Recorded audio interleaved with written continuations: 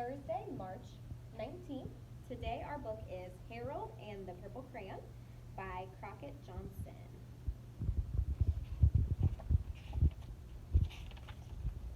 One evening, after thinking it over for some time, Harold decided to go for a walk in the moonlight. There wasn't any moon, and Harold needed a moon for a walk in the moonlight, and he needed something to walk on.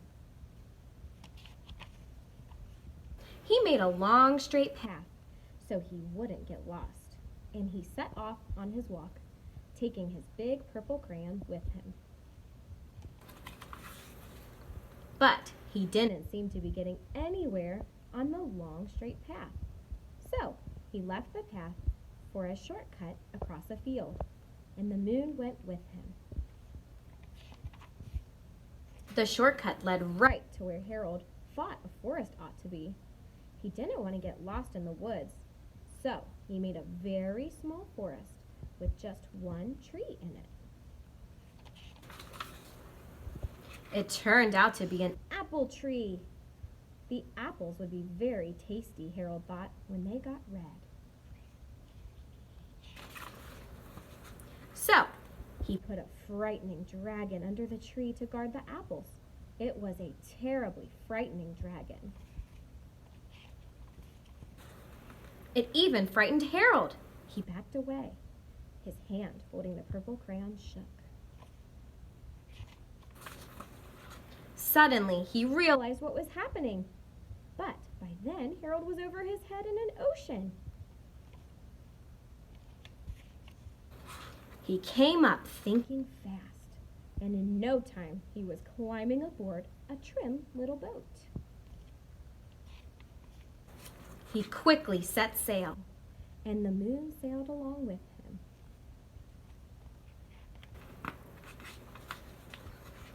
After he had sailed long enough, Harold made land without much trouble. He stepped ashore on the beach, wondering where he was. The sandy beach reminded Harold of picnics, and the thought of picnics made him hungry. So he laid out a nice, simple picnic lunch.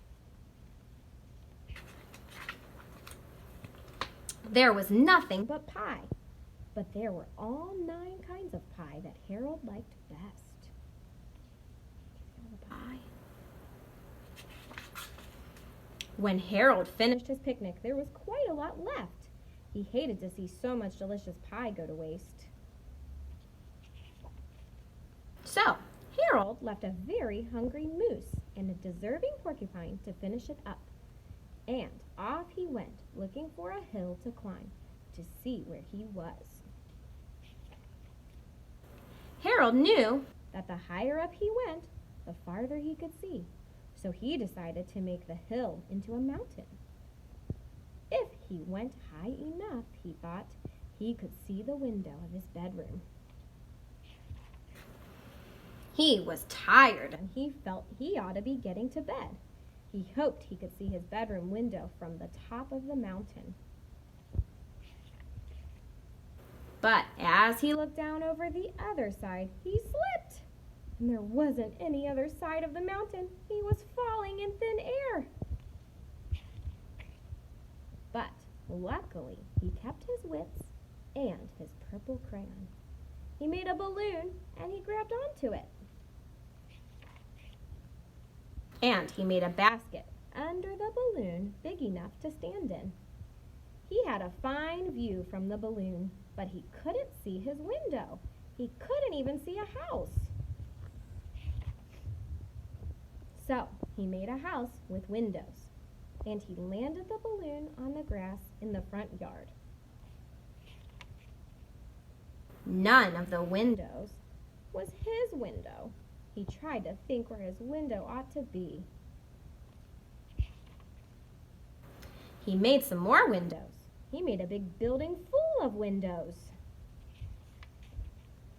He made lots of buildings full of windows. He made a whole city full of windows. But none of the windows was his window. He couldn't think where it might be.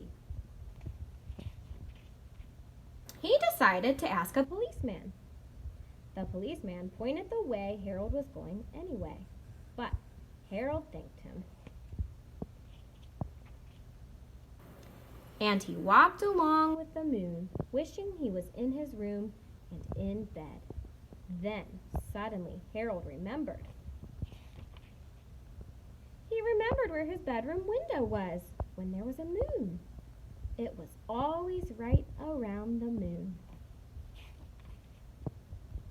And then Harold made his bed. He got in it and he drew up the covers. The purple crayon dropped on the floor and Harold dropped off to sleep. The end. So there will be some questions sent to you if you would like to go back through the story and talk about the answers with your child. Thank you.